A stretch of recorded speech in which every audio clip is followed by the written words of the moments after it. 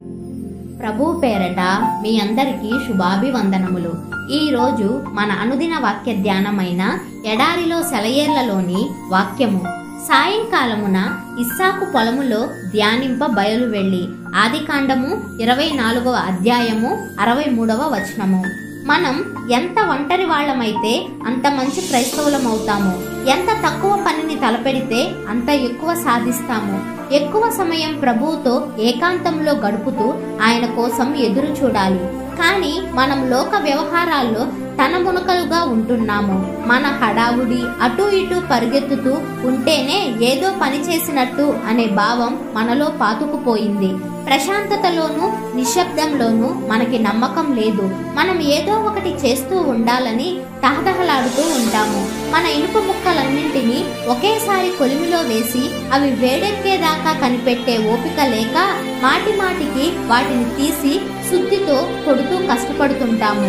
అయితే నెమ్మదిగా మనలో మనం ధ్యానం చేసుకునే సమయమే అన్నింటికంటే లాభకరం. దేవునితో మాట్లాడడం, పరలోకం వైపు తదేకంగా చూడడం, ఇవే మనకి క్షేమాన్ని చేకూర్చే పనులు. ఇలాంటి ఆరుబయటి అనుభవాలు మన జీవితంలో ఎన్ని ఉన్నా అవి తక్కువే. ఎందుకంటే దేవుడు తనకిష్టమైన ఆలోచనలతో నింపేలా మన మనస్సుల్ని తెరచిపెట్టుకు కూర్చోవటం అతి శ్రేష్టమైన వ్యాపకం. ధ్యాన ముద్ర మానసిక ఆదివారం అంటారు.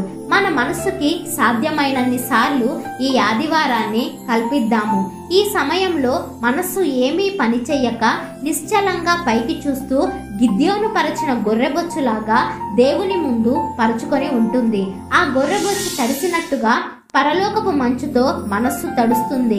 మనస్సు పూర్తిగా ఖాళీ అయిపోయే సమయాలు అవసరం. ఏమీ చెయ్యకుండా, ఏమీ ఆలోచించకుండా ప్రశాంతంగా మేలు వాల్చి విశ్రమించే సమయాలు అవసరం. ఇలా గడిపిన సమయం వ్యర్థం కాదు.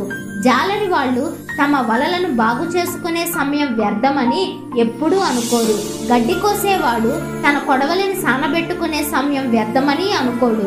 పట్టణాల్లో నివసించే వాళ్ళు ఇస్సాకులాగా సాధ్యమైనన్ని సార్లు జీవితపు హడావుడిల నుండి దూరంగా పొలాల్లోకి వెళ్ళిపోవాలి. వేడిమి, శబ్దం, త్రొక్కిసలాటల నుండి దూరంగా ప్రకృతికి చేరువగా వెళ్తే ఎంతో ఊరటగా ఉంటుంది. అది హృదయాలను సేదతీరుస్తుంది. పొలాల్లో షికార్లు, సముద్రపు ఒడ్డున నడక, పూలు పూసిన మైదానాల్లో కాలం గడపడం మీ జీవితంలో భారాన్ని తేలిక చేసి హృదయాన్ని సంతోషంతో, తాజాదనంతో ఉట్టిపడేలా చేస్తుంది. నన్ను వేధించిన బాధల్ని వదిలించుకున్నాను. నిన్న ప్రభుతో పొలంలోకి వ్యాహాళ్యానికి